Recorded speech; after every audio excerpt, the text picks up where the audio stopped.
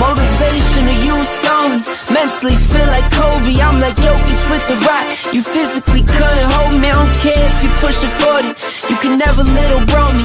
Euro step like Ginobili, from young OG to the OG. From nosebleeds to floor seats. Circle stronger than Cuban links.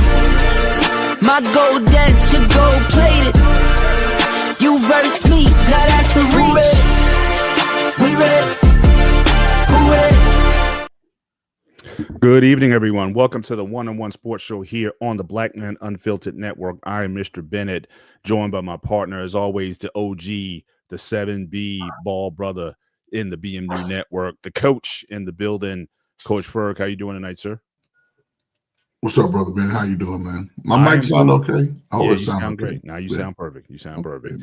Yeah, man. So how's it going? Coach is actually coaching. He's got 5th and 6th grade girls that he's trying to teach the game to and whatnot, and I guess the growing pains that go with that. But how's that been going for you, sir? You know, I guess the part of coaching that I love the most is the challenge of teaching and getting the girls to sort of really get into the game of it. The most difficult part is dealing with behaviors similar to school, right? So I say hold the ball. Some girls just continue to bounce the ball while I'm trying to teach and explain exercises. I show everybody how to properly get a jump shot off, because a lot of them, you know, got their hands out kind of twisted ways. Right. Then I leave them alone. As soon as I leave them alone, they're going right back to just throwing the ball up. I'm like, okay. So you believe in teaching there is such a thing as a proper jump shot? Because I've noticed, especially on the lower level, especially high school and whatnot, I've seen some guys have some funky shots, but the ball goes in. So sometimes the coach would be like, you know what, as long as you make it, I'm gonna leave you alone. Yes. Until it doesn't work anymore. But you believe in fundamentals, like getting that elbow behind and follow through. You don't want 2 hands on the ball on follow through and stuff like that. But it's levels to it, brother Bennett. If I get a player in high school and he's coming in that gym and he's throwing up that swirly shot and he's knocking down 75% of the shots, man, keep that shot. I wouldn't, but I would say work on your weakness of your game, right? Right. But on this level, they have to learn that proper rotation on the ball. You know what I'm saying? If you don't do that, it's hard to develop any kind of shot. And, you know, dealing with girls is a lot of emotion. They are making me look at my retirement career even deeper, you know. So they may push me to completely retire or continue to pursue other opportunities. But, you know, my voice is gone because I'm constantly raising my voice, not just and that's not you usually. You're not a voice raiser. And it's not just through the nonsense of, you know, personalities, but the other teams are practicing too on the other side. So they bouncing and they don't stop. So I've had a few players quit. One girl said I was mean. I yelled at her, but every time she come to practice, she sit on the sideline. She's on the team. Now she just go over and sit, but I tell her, get out here and play. I seen some good stuff today from my 5th graders, though, and I'll shut up. My 5th graders, they getting it. I think that I'm going to focus on that. And my assistant coach, maybe she can implement a little bit more. I'm going to give her more responsibility. But I got a parent meeting tomorrow, man, and I'm iron this out tomorrow because our season start next Wednesday. So we'll see. I heard that. Again, good to have everybody here. Certainly tonight, make sure you hit the like button certainly as you come in tonight. Certainly helps the algorithm and whatnot. And as you can see scrolling at the bottom of the screen, if you want to drop a Cash App or a super chat certainly to the channel, we'd appreciate that. And then we would also especially appreciate anything you want to give to us personally. We will have certainly our own individual Cash App scrolling at the bottom of the screen. Certainly we appreciate any support that you give us in that context as well. But we got our guy Shawnee on tonight. Our guy Dante, he'll be joining us shortly. Man's got to put that OT in. But how you doing tonight, sir? What's going on? Everything good. Just have to help get the groceries in the house from going grocery shopping. Get the groceries? Yeah, doing Costco, BJ's. What you guys got down there? We actually do HEB. What's that? It's huge down in the South. It's huge. I mean, when they open up, people be outside waiting, like in the wee hours in the mornings. We first want to shop there. Mm-hmm. It's a huge store. I don't know what's really equivalent on the East Coast, but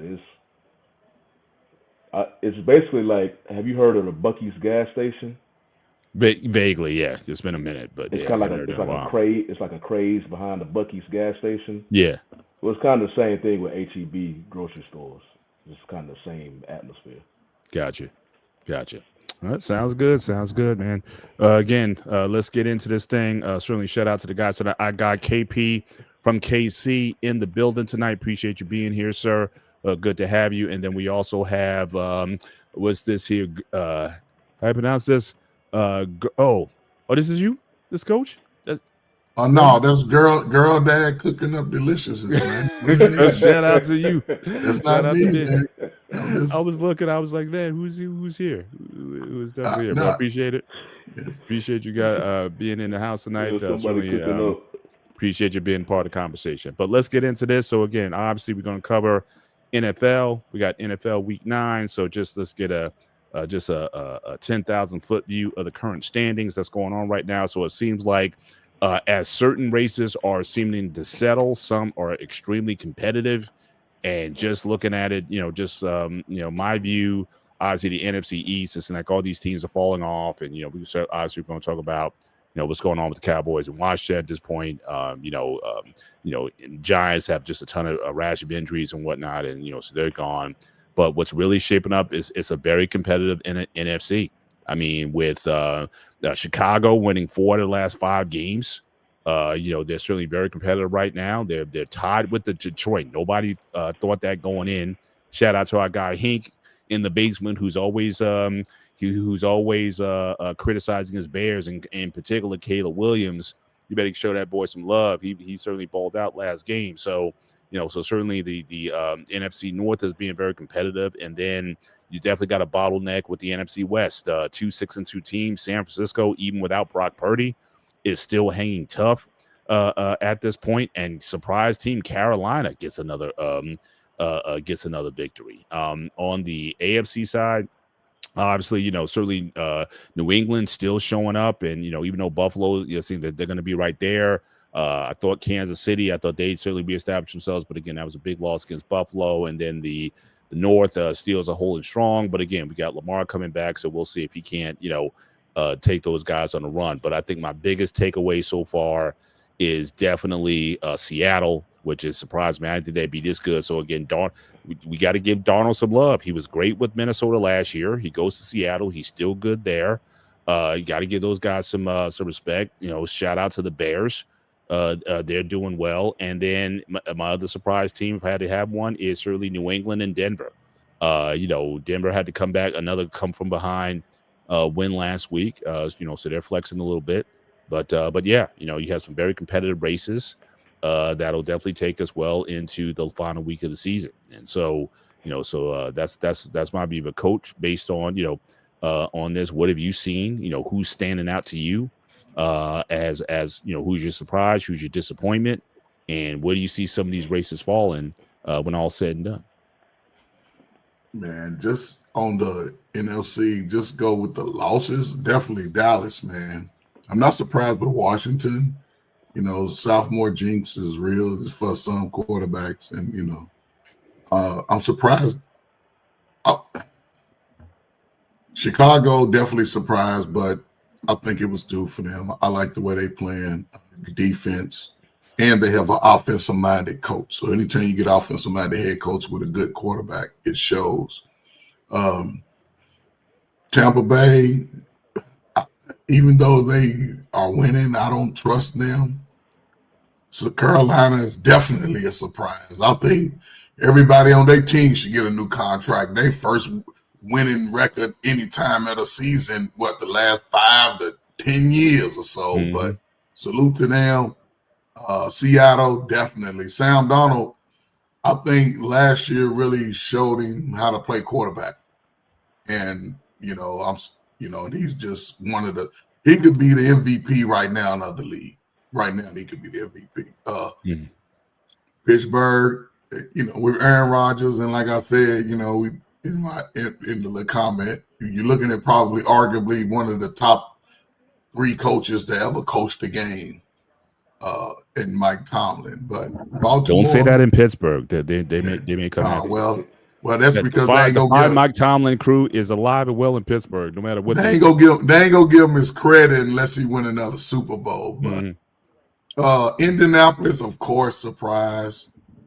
Jacksonville. It's this year is probably the best NFL game rosters that I've seen in the last 15 years. I like the fact that teams who've always stood out as losing are now sort of leveling the playing field.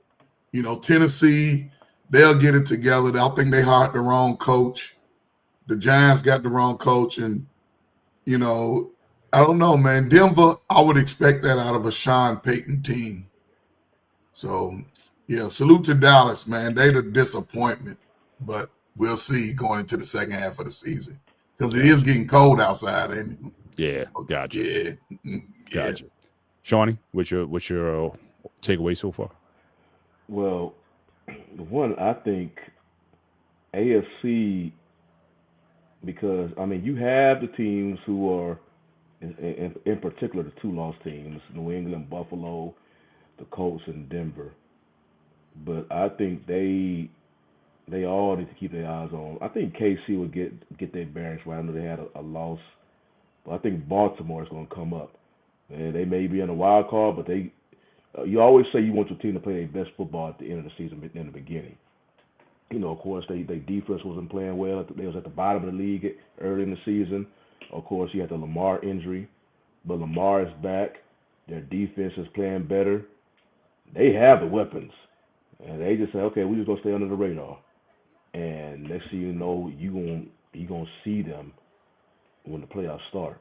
Now I know we debated about this early, before the season started about Lamar and the playoffs and whatnot.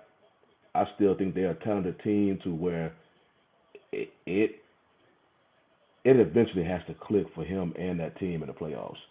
And I'm sure they'd rather play probably the Chargers, the Jaguars. Definitely don't want to play the Chiefs. Maybe Houston can sneak in at the end of the season because you got to remember, there's still 8 games left. That's still a lot of time. Even the Cowboys over here in the NFC has a miracle. I think I saw them have like a 9% chance. So there's still a lot that can happen in 8 games left. But yeah, I think Baltimore, they're going to be coming up on some people's rearview mirrors as the season go on because they're starting to get healthy. In particular, they got their quarterback back. Now, I say this about the Seahawks.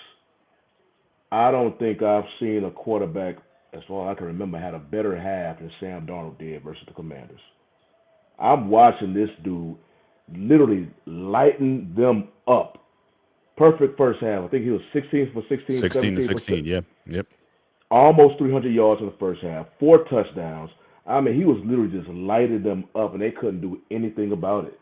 I said, I don't know if I've ever seen this in a half before. It's just one half. And it just, because I was thinking about with Sam Darnold, then you got Tampa Bay with Baker Mayfield.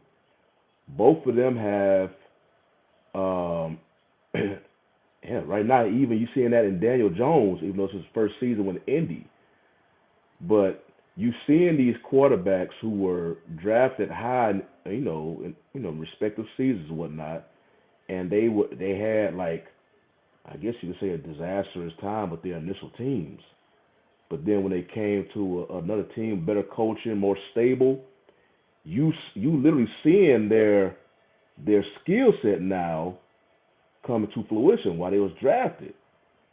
And I just could not help but think about Justin Fields should be in the same boat, but Justin Fields is just not. It's not clicking with him. He had his opportunities. He had his teams. At first, you could say, "Oh, it was the Bears." So when he went to the Steelers, basically the same thing. That's why Russ came in. Mhm. Now he with the Jets, basically the same thing. He'll have these lightning flashes, and then immediately just go back to reality. So I'm like, you be hoping like, okay, he was kind of in the same boat where his initial team it just wasn't clicking. But you would think about, okay, you go to a team because everybody always, Justin Fields just feel like they have, hope that he'll turn it around, but it's just not. And he's literally he'll experience the same thing whatever team he's going to where now that whatever current team be like, we got to find somebody else at the quarterback position. Like they already thinking about the next quarterback because he's just not delivering with them. Mhm. So I'll be hoping they will switch for him like he sees because obviously with Sam Darnold and Baker Mayfield, like I say, Daniel Jones is his first season away from NY, but Sam Darnold and Baker Mayfield, you talking about it clicked and I'm like, damn man, this is like they are totally different quarterbacks. Let me ask you, do you think it was a mistake then? I know Minnesota, I know they drafted McCarthy first round and whatnot, but you think it's a mistake they should have held on to him? I can't really say it's thinking of a mistake because, they drafted McCarthy high. Exactly. So Yes. you're going to have to give him a shot. And right now, the main thing he needs is game reps. His biggest thing is, he can't stay on the field. Darnold basically did his thing. He was basically a bridge quarterback. They wasn't really expecting him to start last season. But McCarthy got injured, so he stepped in. Mm-hmm. And then next he had a marvelous season until, obviously he tailed off at the end. But they picked McCarthy high, and Darnold was just a bridge quarterback to him. But he used that. He used that to his advantage. He ended up getting I think his first long-term contract with a team. I think this is the first time he said he was able to actually buy a house. He kept renting everywhere. Yeah. So it worked out for him. Yeah. So I have a question for y'all. Yeah. Sam Darnold, Baker Mayfield,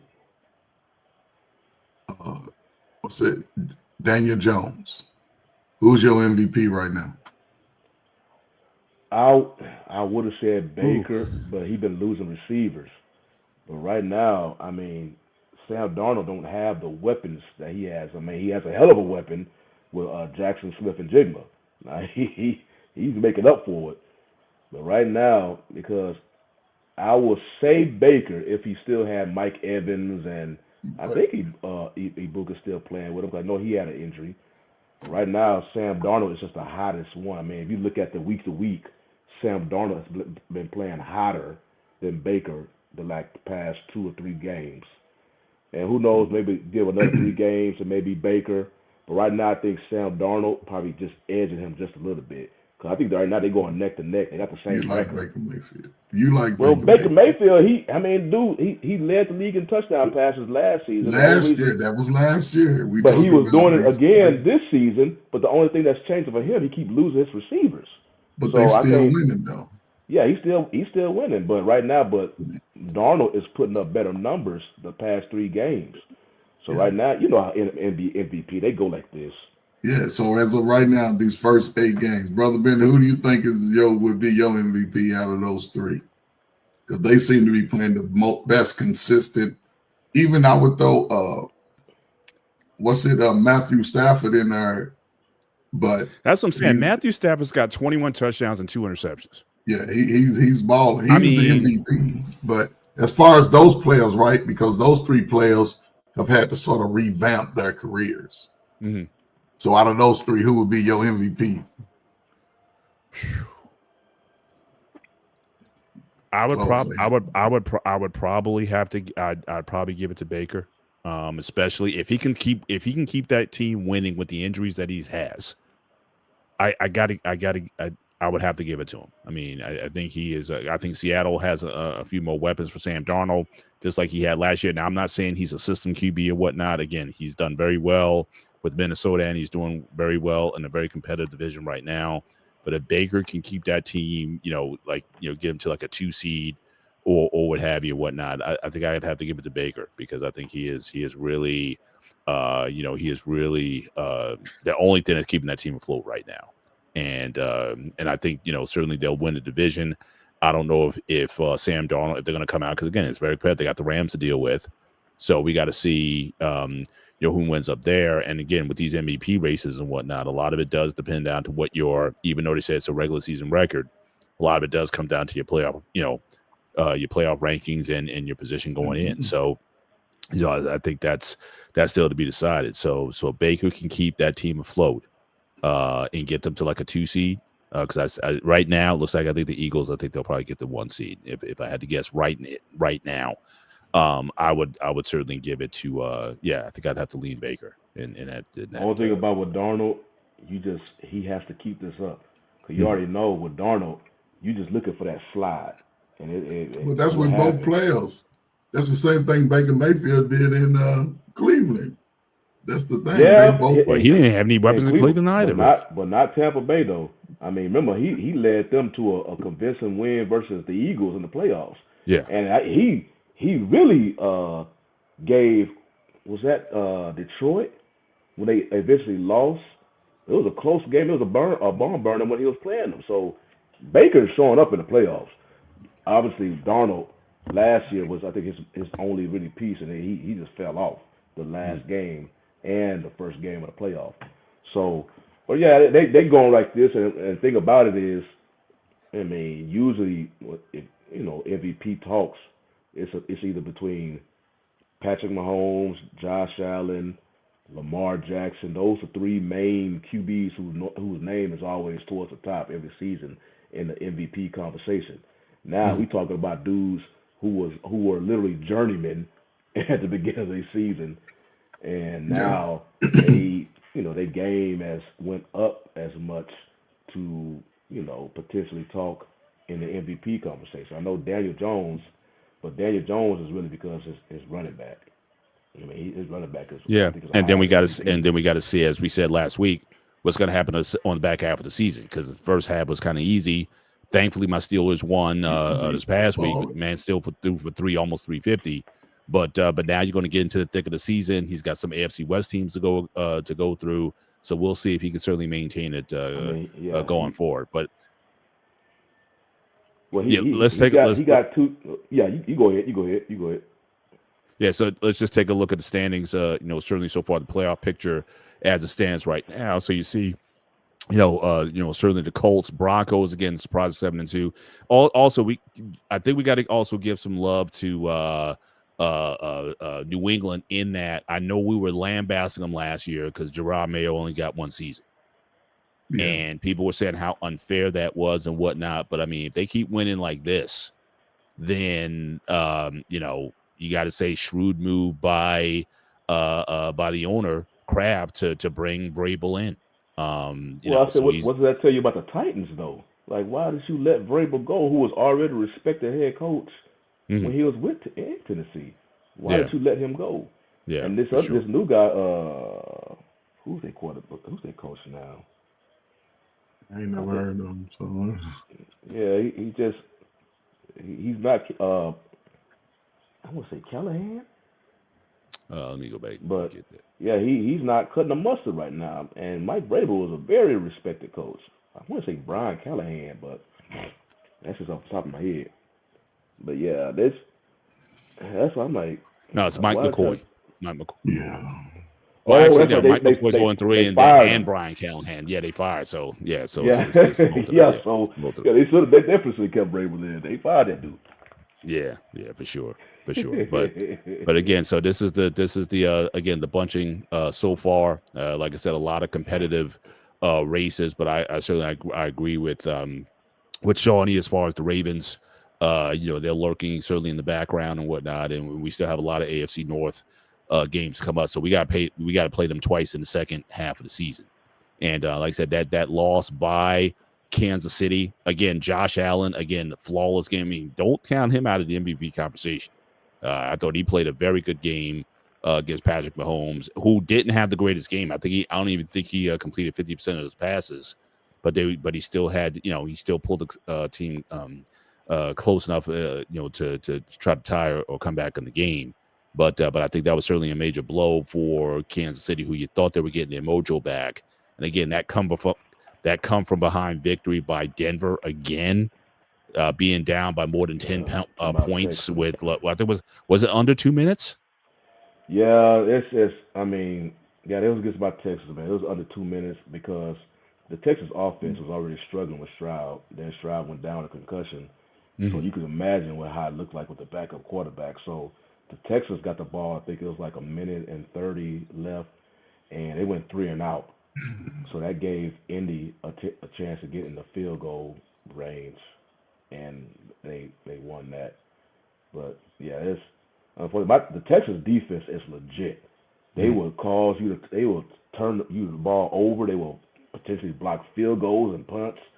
They just not getting any help with the offense. And my thing is, the coach still have to see them twice. They haven't played each other yet. And I think when the Colts play them, we was just talking about the MVP and Daniel Jones. I think if they play against the Texans defense can affect Daniel Jones. So all of a sudden he'll start.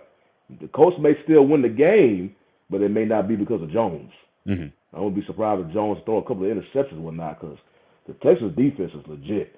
They just not getting no help. I mean, the Texas offense got the ball in the red zone. They just can't score. So it's just they getting no help offensively. But they still, like you said, in the hunt right there, and still 8 games left. So the only ones I say is out of it right now is the Jets and the Titans and the Browns and the Raiders. That's tough. So it's a race. It's a race to the bottom, and the Jets. We're going to talk about that in a little bit. The Jets, they already decided to start their fire sale.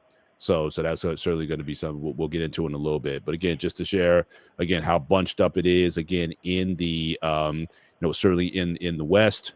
Again, those bunchings with just a couple games separating KC, the Chargers, who the Steelers play. Again, they got to go to LA to play the Chargers. So again, I think that's a must win for us as well. If we want to keep our lead again with Lamar breathing down our necks, and again, Denver, they're finding ways to win games, but again, I think it's going to be competitive certainly down the stretch, certainly until they get there. But next, I want to talk about this again. This becoming a very competitive, because everyone coming in saying Detroit was just going to run away with it. Shout out to our guy JT. He's not here tonight, but I know he's always repping Detroit. But you're seeing how these things are. You see how these things are shaping up. Again, the Bears in a wild one against the Bengals. Obviously, we know the Bengals don't have any defense, but offensively, shout out to Joe Flacco. The guy's still able to put points on the board at 50 years old. So I mean, I give him all the credit in the world for doing that. But Minnesota, so again, Detroit, to me, they're too up and down. You know what I mean? Just when you think they're gonna flex and get into rhythm or whatnot, Minnesota, huge win in Detroit. And again, the Panthers. I mean, here you had that. I mean, going into this the week, the Green Bay was the number 1 seed in the NFC with that tie that they had. So they lost that game certainly to again, and from what I understand, that was another road game, right? They lost in Green Bay against the Panthers. So again, it's like it's a very topsy-turvy with that. But and again, Caleb balled out certainly in this game. I think it was like under 2 minutes. He had the touchdown to go up. So again, so how scary can the Bears be? Do you think the Bears this year, not just looking forward to next year, but do you think the Bears can make a legitimate run in the North? Because right now, I think it's anybody's ball game at this point. I thought that was a huge loss by Green Bay at home, and it's wide open. So what are you thinking about this division right now? Who comes out? Right now, it's still wide open to me because Minnesota needed this win. Maybe if McCarthy can stay healthy, they can go on a run or so. Detroit, to me, they was looking past Minnesota, but I think Detroit is still going to be in the top 3 or 4 teams in the NFC. Chicago, They have to continue to play. I think if they win, what was it, 8 games left, they have to win at least 5 of those games, at least 5. And I think they'll be okay. Anything other than that, I don't know. Again, Green Bay, they was looking past Carolina. But Carolina's a much better team than they anticipated. And Carolina, I can see being some trouble. Carolina can be that team that's trouble for any of these teams to make the playoffs. That's right. But again, we'll see, man. You know, it's still early to me. I wait till like week 12, then I'm like, okay, you'll still look. I look, you know, I look for the separation then. Like, okay. Yeah. Yeah, for sure. But definitely again, going into the season, I thought, you know, Detroit was going to run away with it. And all these guys going to be sticking certainly to the end. Sean, any more comments on this before we move on? Yeah, the Lions loss is big because that's a division loss. So that's almost like that almost counts like that's 2 games. Yeah. So that's huge. The Bears had no business winning that game, and I just go to like technical stuff for coach. It always bothers me, especially you seeing it more and more in today's football, that these dudes, especially the secondary, they do not wrap up when they tackle. And that's exactly why that was Loveland, who bounced off that tackle because for whatever reason, he's a tight end. And you just trying to do an impact tackle with your shoulder and thinking he's just going to fall down like that. He just bounced off of that thing and kept running to the end zone. I'm like, why you don't wrap up? And I know you're not supposed to like call out or really express like anger with your teammates to the media, like Chase Brown and Jamar Chase did post game. But I can't blame him on that, man. I mean, it's one thing like the Cowboys, their defense is bad. A lot of times they just don't have the players, and then they play a lot of zone, and receivers are always finding gaps. They're always leaving them open. Right. But it's another thing where it's just because of poor tackling. And it's not the first time the Bengals poor tackling cost the game. Really, that offense has been humming ever since they got Flacco. No question. It almost looked no different than when Burrow back there. The way they've been humming offensively. Yeah. They defense is like, man, we're gonna just cost you games now.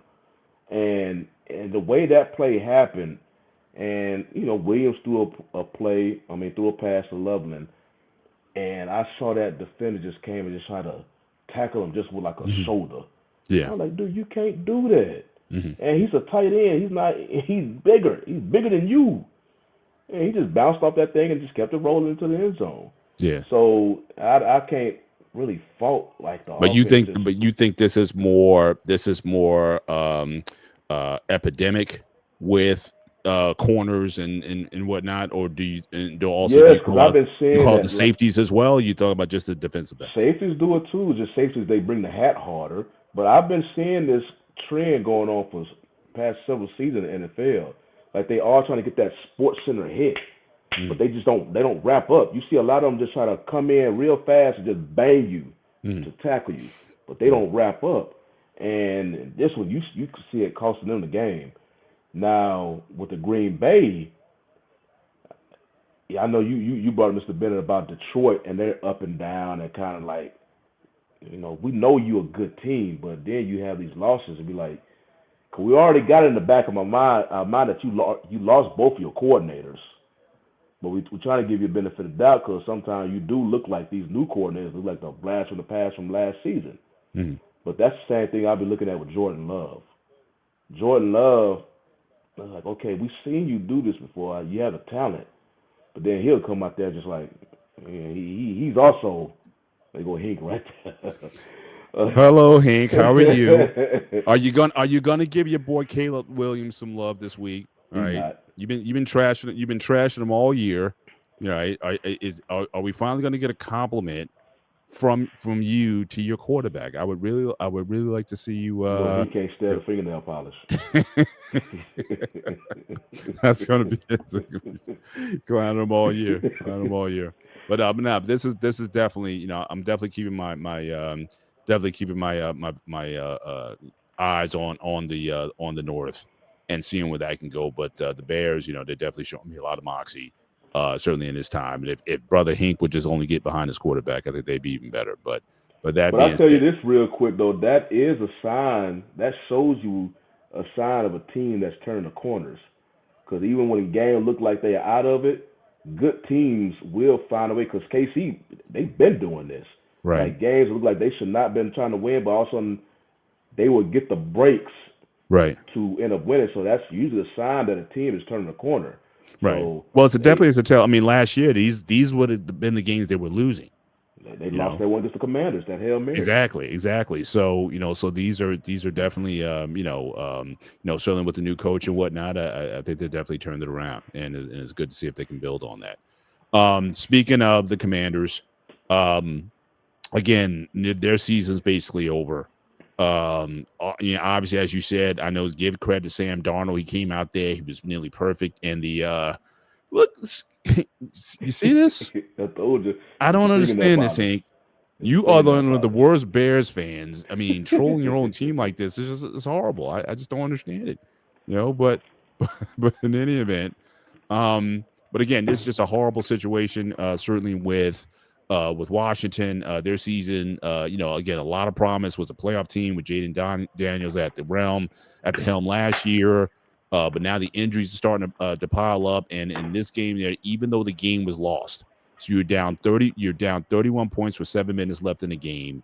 Jaden Daniels is in there. He comes out with an injury, and then even the coach had to come out just today. I just added this little clip before the show that he says, blame him 100% for that injury. He had no business being in the game, especially him just coming off injury.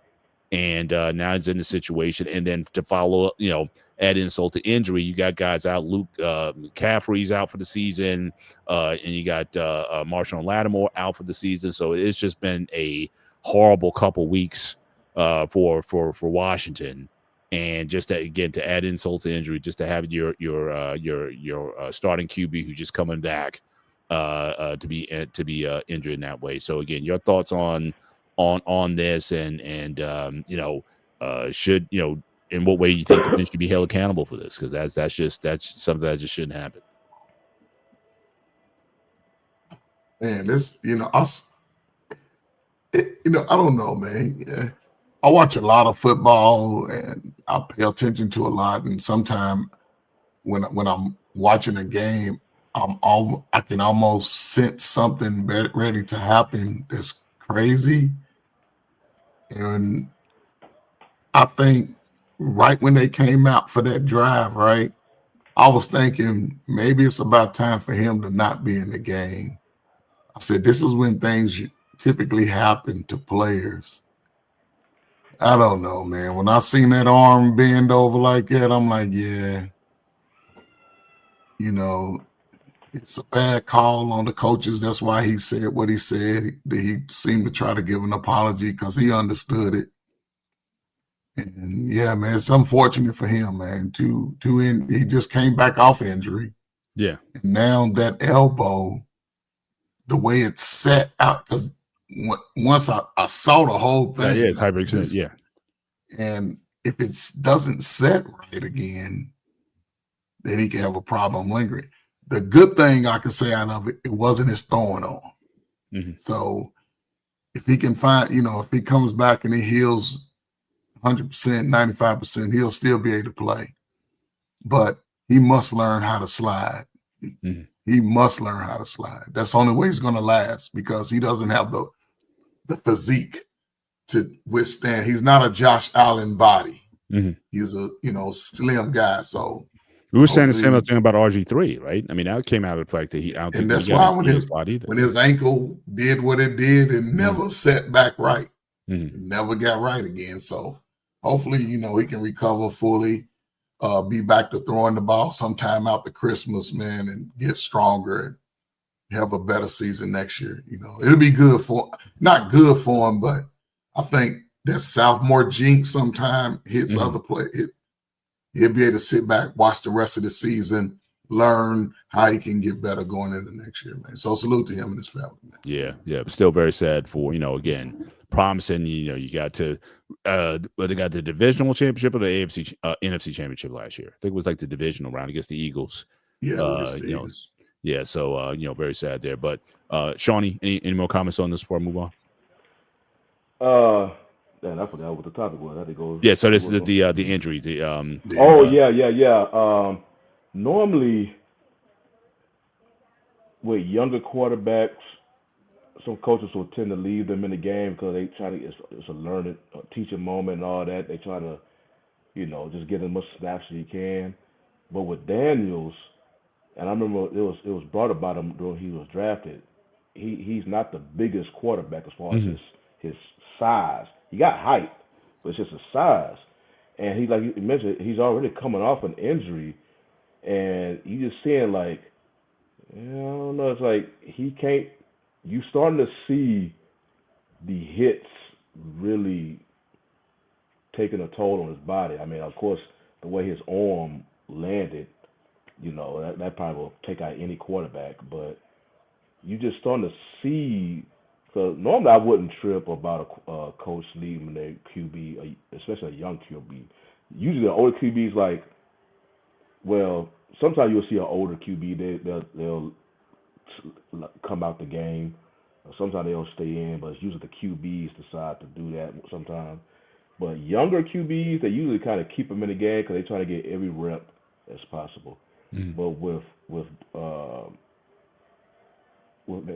Daniels, man, it's just starting to see like his injuries are starting to. I mean, we just talked about McCarthy earlier in the show. What's up, Coach? So I have a question. I understand your sentiment, but Daniels is your franchise quarterback. See what I'm saying?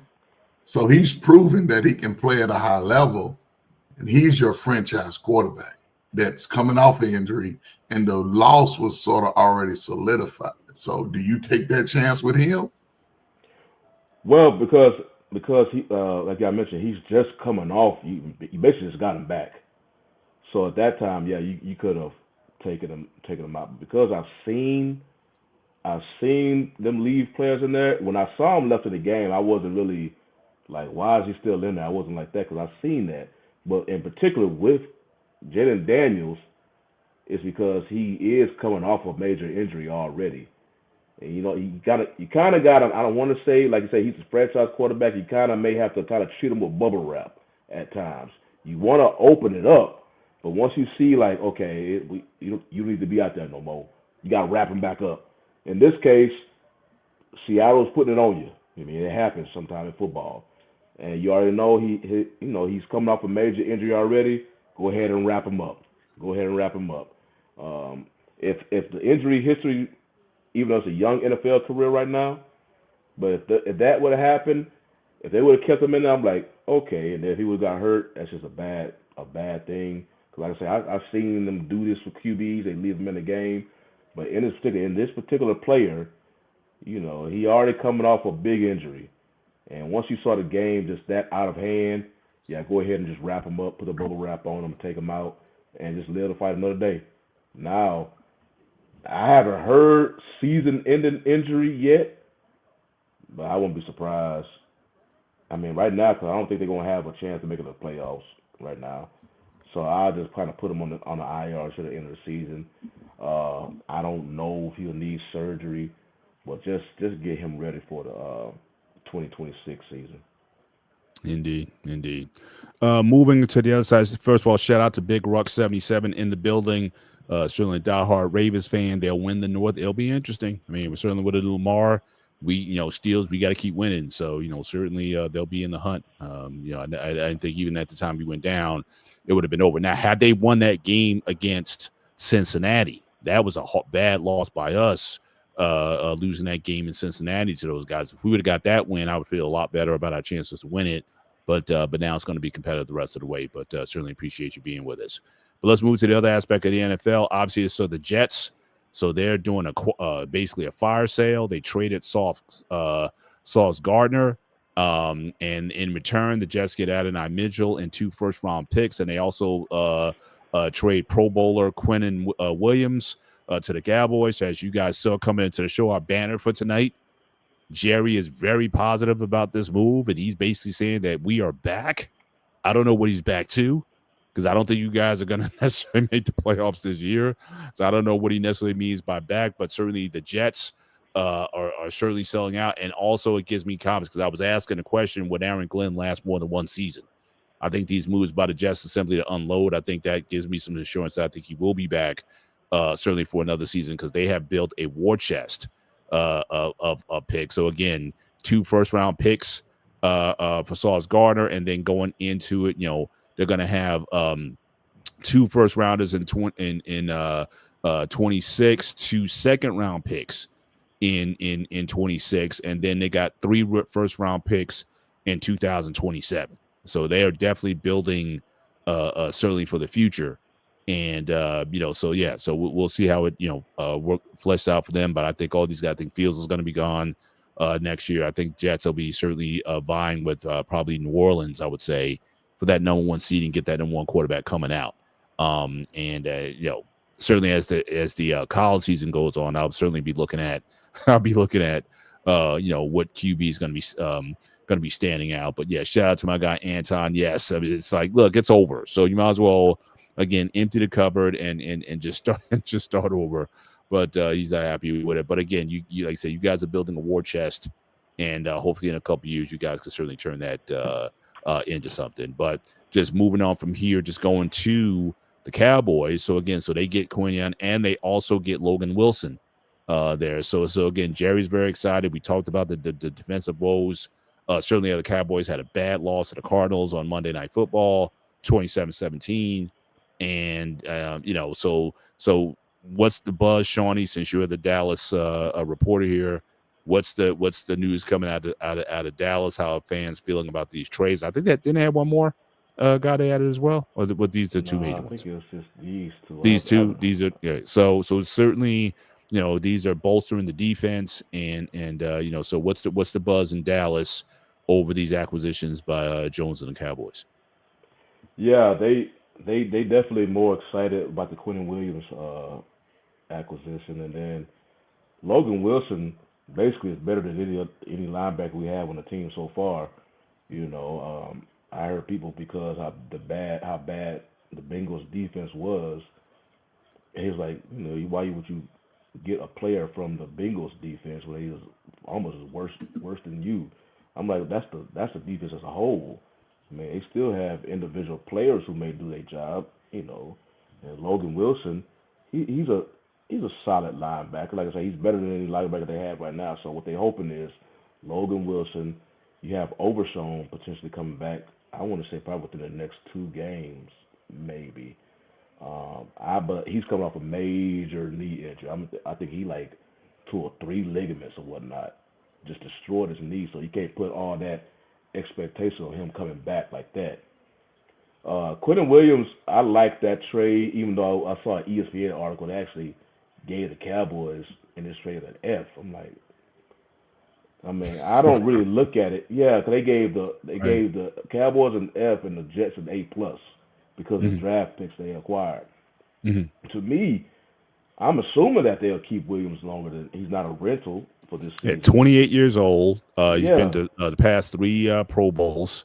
So again, he's in the prime. He's in the prime of his career. So I'm looking at it. And durable. He's played every game since 2020. He's played every game. And I'm looking at, like, the past several seasons, the Cowboys can't draft the defensive line. They've been terrible at it. I mean, they last 2 picks failed miserably. Taco Charleston, of course, he's better known because he was picked right before T.J. Watt. And then you have Mozzie Smith. And Mozzie Smith was traded to the Jets for Williams. I wouldn't be surprised if the Jets end up cutting him. So they could not draft that defensive tackle. So to me, I think they ultimately traded Smith, a first round, and a second round pick for Williams. I think Williams, okay, you can't draft a DT. You've been failing at that. So Williams is a proven NFL player. So to me, that cancels it out. Mm-hmm. And if they could keep him past this season, I'm like, okay, because I'm not looking to really impact this year. You know, they still have 3 of the picks. I mean, the 2 that they acquired from they had their 2 picks from For the Colts, right? 26, 27. Then they Mm. picked up 2 more picks in the Micah trade. They just traded 1 of those, so they have 3 of those picks now left. So you still have enough to, and you know, other stuff to address needs in the draft. So you could keep Williams and whatnot for at least 3 seasons on the team. I mean, I think that'll definitely be huge for them in the future roster. So I don't. I mean, we was talking about it earlier. They said they had a 9% chance. I don't, because that defense is terrible. Yeah. I mean, and the thing about it, they was bad with their starters. They still have some injuries in the secondary, so they even worse. That's why they keep getting blown. I think Eberflus has taken a lot because he's a defensive coordinator, but he's like, he don't have the players. And those dudes are not really well doing man to man, so he got to keep playing his zone. And if you watch him, you know, the zone, the main thing about the zone is handing it off to the teammate when they cross over that into their zone. But the Cowboys, every time they hand it off, the other person, he obviously not aware. He's not paying attention. So the receivers just keep going in behind them and catching them wide open.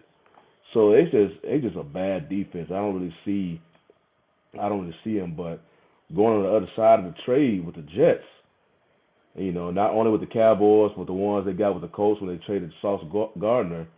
I know they stockpiling draft picks, and I really hope that means they'll keep Aaron Glenn, you know, so he can see not only because it's going to be tough for him during these. They taking his talent away, and let him go through this fire, I guess, for the team, but then let him go through it and on the other side, be patient with him. Right. But even with that, to me, the Jets, they don't really. Those draft picks they acquired don't really mean anything to me because that's a terrible run organization. So, I mean, it's not the first time you had draft picks and you still, your team, at least the Cowboys experienced some type of winning in the regular season. The Jets have been a seller in the NFL for, I don't know, over a decade? So, okay, you got the draft picks. You have proven in the past you don't know what to do with them. So, I mean, okay, you got a lot of picks. What you going to do? You still probably end up being only a 3-win team. So I just don't – they have to show me that they can actually draft and develop their talent before. Cause I don't know if I've seen any organization that has – like they're going to have all these picks, but you might as well they're just going to waste them because they are a bad-ran organization. Yeah. Yeah, Coach, your thoughts on the certainly on the Jets, on their trades, as well as the Dallas's acquisitions, and certainly welcome our guy. Speak just right on cue. He shows up with the Dallas stuff on. So I'm gonna let the coach go, and then I'll bring you in to talk about the new defensive acquisitions for the Cowboys, and who made out better, the Jets or the Cowboys. So I'll start with the coach, and I'll come back to Dante. What's up, man? What's up, Dante? I think just in this comparison with the two, I think it should be Dallas to me because they have a legitimate team. You know, they are expected to be contenders.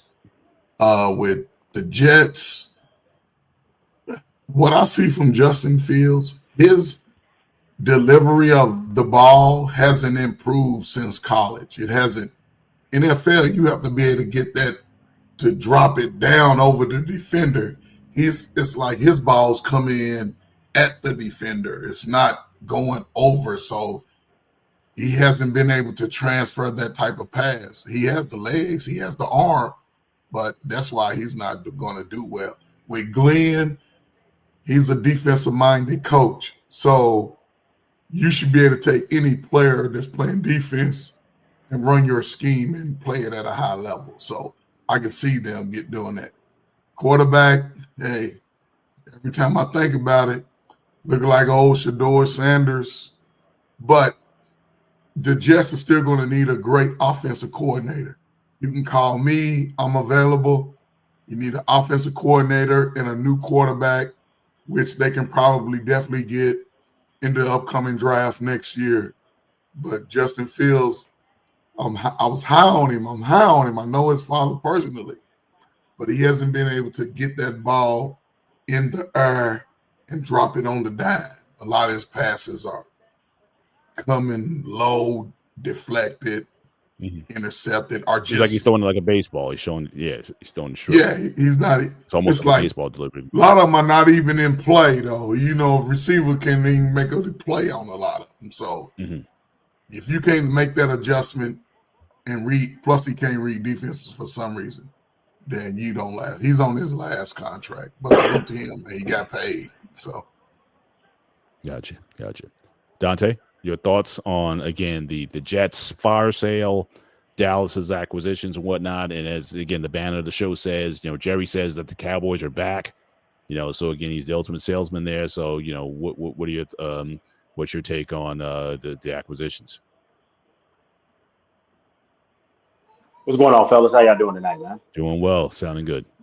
Yeah, I was listening to see y'all coming in while I was working. I was like, man, it's light anyway. I'm gonna cut out a little early because I definitely wanted to catch this topic. I would say that you can say both teams, it worked out for them. The biggest problem with the Jets, and that's why I'm glad they got that win. I'm glad that Coach Glenn is like, it's a rebuild. You guys brought him a quarterback. It's not working. It was one of those I like you but I don't love you deals, which means they can get out of it. I think it's some guaranteed money next year. He's probably going to come into camp and quote unquote compete for the job. Or to be honest, they might even say, hey, we're going to fix some things and give him the job if they don't like any of the quarterbacks in his draft. But I'll say it could work for both teams because they've got, I'll say probably them working out better because you got 2 first-round picks for Sauce, who outside of the one All-Pro year, I keep getting the image of George Pickens just scooching by him and him grabbing him and couldn't just stop him.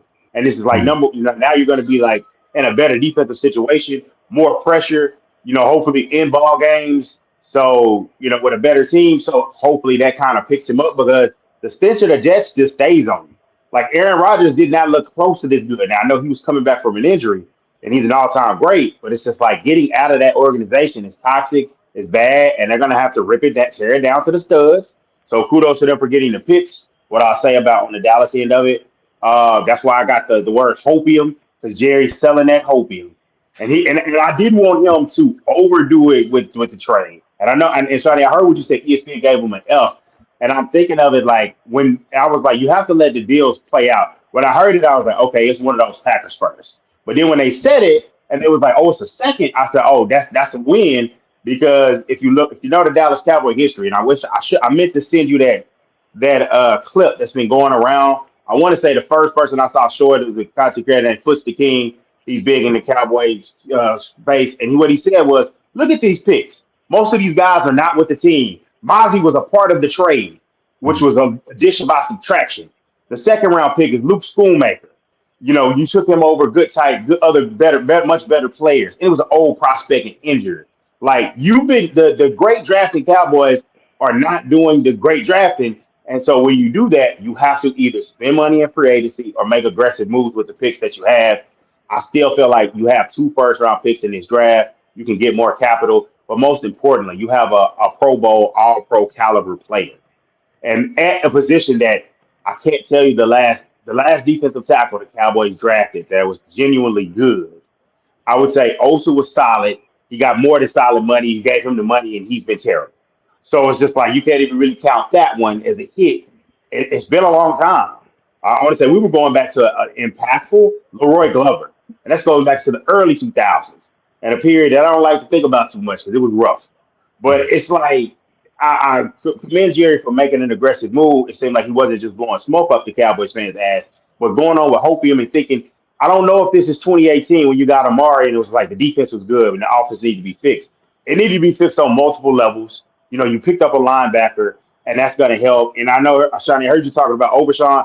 I would say the Logan Wilson trade is a plus just because now he kept saying, oh, man, reinforcements are coming. The old Jerry in previous years would have been like, reinforcements are coming. Make some stupid pick like a trade for Jonathan Mingo or Trey Lance to be like, I got that for you. Yeah, we're going to make a push. It's like, no, you're not. And then it's like, we got Overshawn back. Well, you don't got a Pro Bowl linebacker coming back. You got a guy with Pro Bowl potential that's coming off another serious knee injury. So you need to bring him back. Yeah, he's coming back at a good pace because he's young and athletic, but let's slow the pace. But anything to get Kenneth Murray off the field, anything to get Mozzie Smith off the field and off the team, and then hopefully you get people wanted to get rid of Trayvon Diggs, put him out there when he gets his mind right. Because I'm gonna be honest with you, guys haven't heard.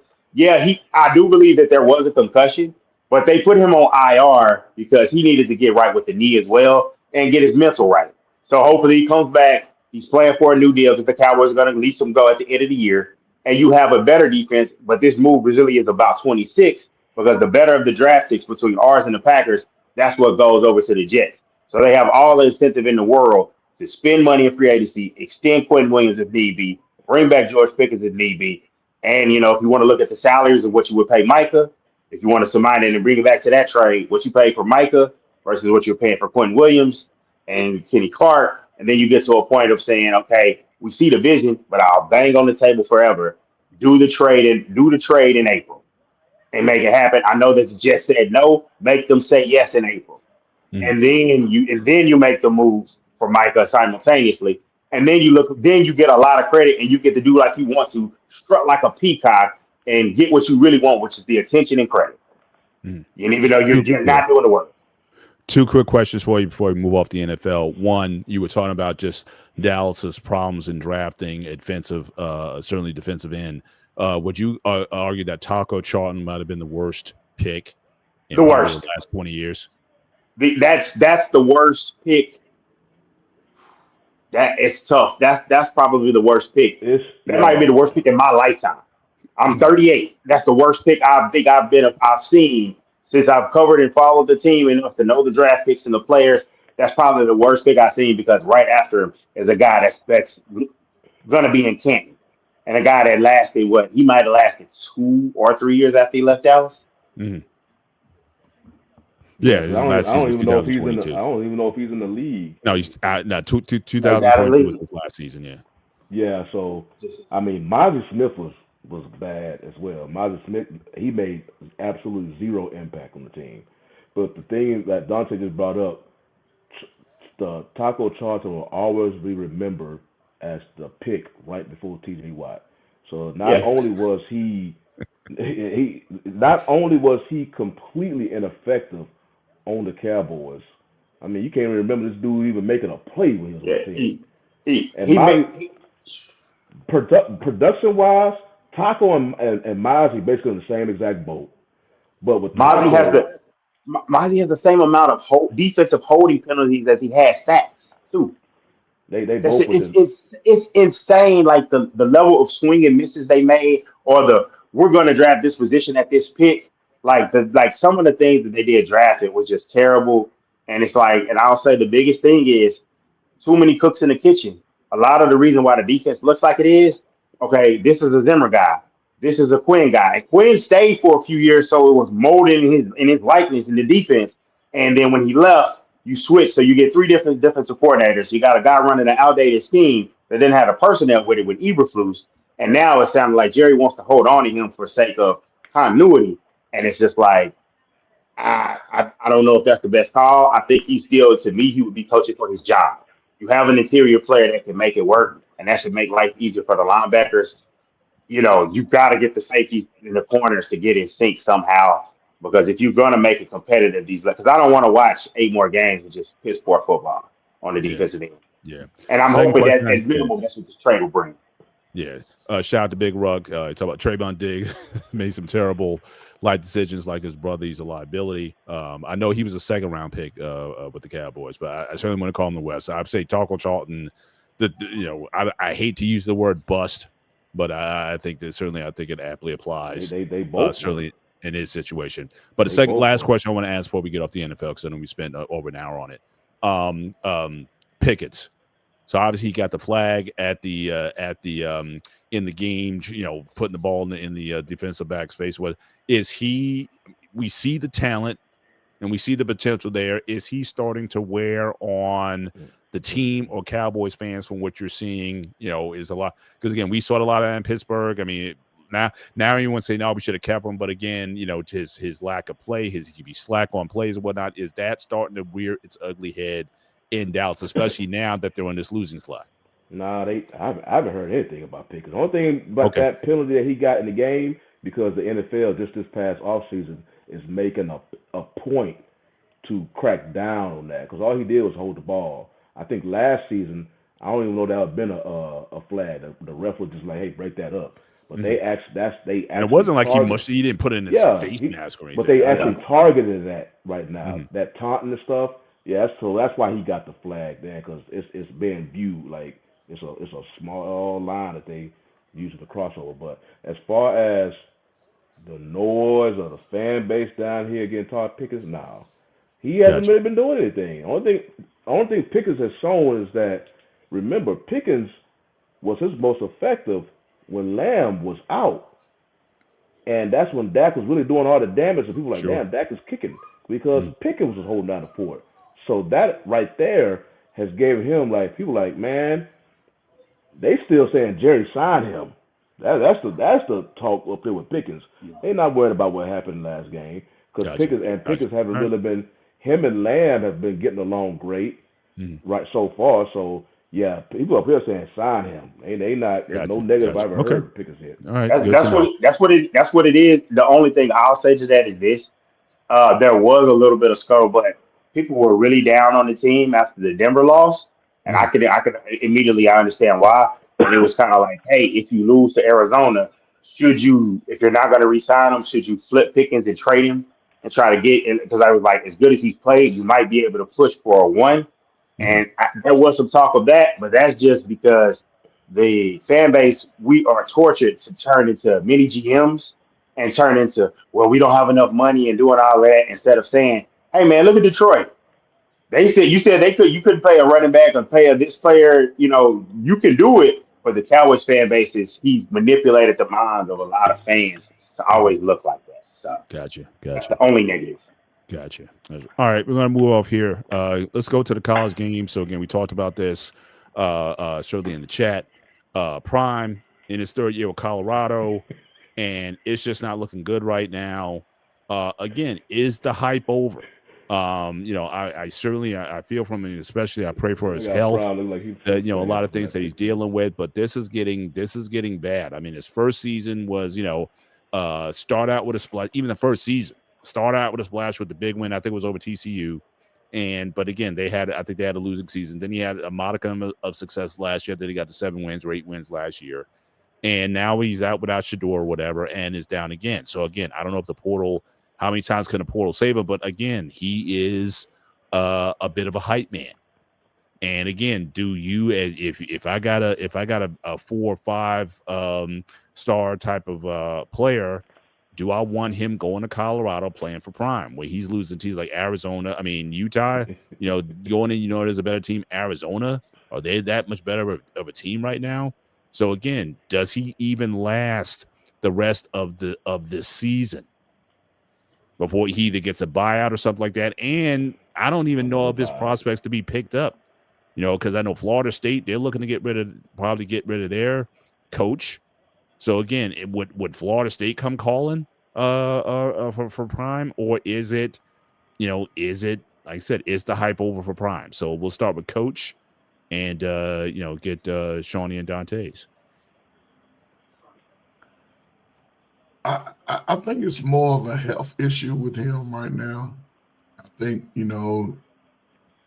although, he could be a good coach, but I think it's more so of what's going on with him. And I think it'll probably be a good time after this year, regardless, just for health reasons, for him to just step back, what I'm saying, and focus on his health and his life, because he's getting things taken out. He's getting things removed from his body. And football is demanding, and being able to be there and motivate and, get players in a mindset to play is hard, with the assistant coaches to do it on a regular basis. He's wearing a pen now.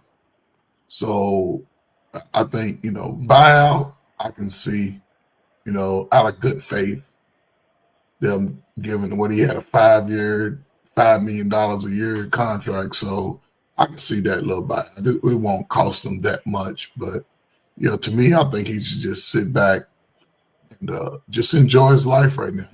Deion Sanders has nothing else to prove to anybody in the sports world at all. Nothing. He'll go down as one of the greatest two-way athletes of all times, probably the greatest. But take it easy, bro. Gotcha. Shawnee, your thoughts? Like Big Ruck saying, Colorado was successful when they recruited Texas to California and stopped chasing mercenaries in the SEC country. Mm-hmm. I don't know. I think if anything, it kind of show you just how good his son was when he was the quarterback for that team. Because I mean, they them games. Well, I think they beat Arizona. It was a close game, but it was complete.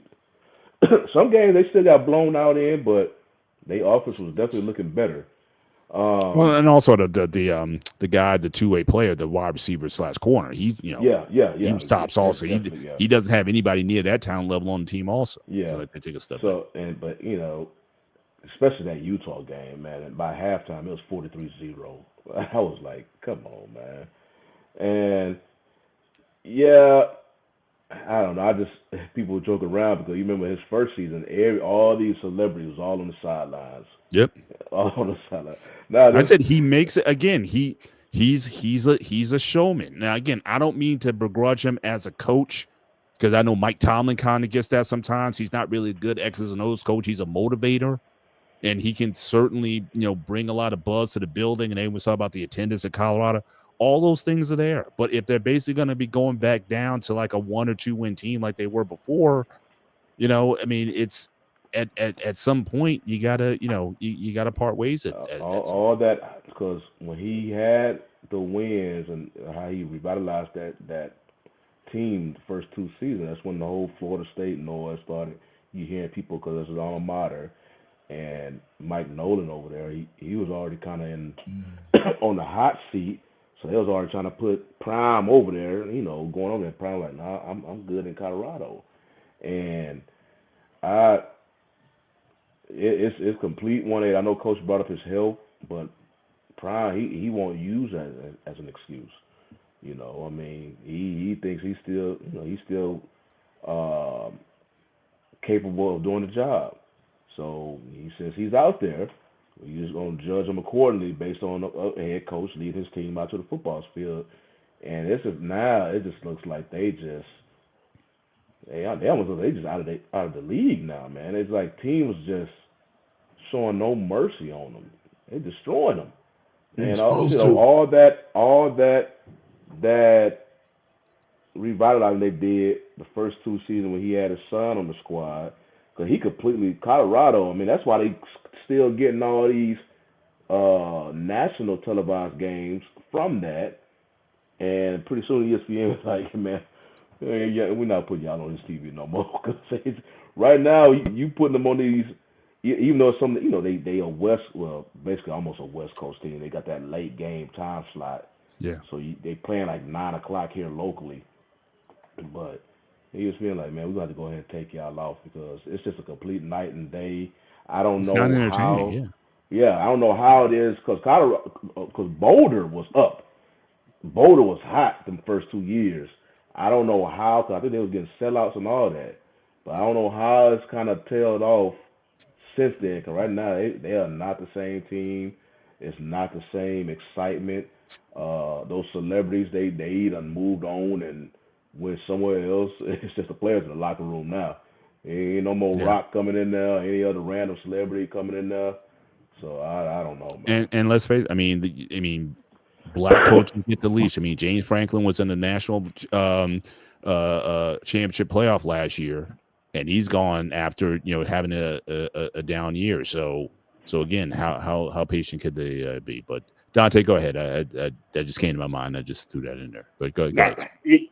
To be honest, that's one thing that I did worry about Coach Prime with was the fact of I wasn't sure about the X's and O's, because if we're going to talk about being critiquing, I think there were some times where he's been upset early in his career. Like the 2 times that he won the SWAC, he did not win the Black National Championship because he didn't beat the MEAC in the Celebration Bowl in Atlanta. The 2 times he played was upstage. and it was all hyped up. The other team, they won, and it was kind of like, yeah, he won the conference, and we know you had the superior talent. You were getting transfers like James Houston, who's now with the Cowboys. Obviously, Travis Hunter, winning a Heisman, and Shador, who was a draft pick. And it just, part of me just thinks back how it is. And I know they got the 5-star quarterback. I always wonder, would it have been better for way it played out if Travis leaves and maybe Shador says, I'm gonna stick another year. If he does, because I'm pretty sure he heard his draft was probably one of those. They either tell you a first round pick or they tell you go back. He probably just entered his name and probably didn't even think of that point. And that makes me think about that. You get another year of a good quarterback because the Big 12 is getting stronger and stronger. You got Texas Tech, the behemoth over there. Utah was a good team, but there's not a team that beats you 52 like that and drop that type of points.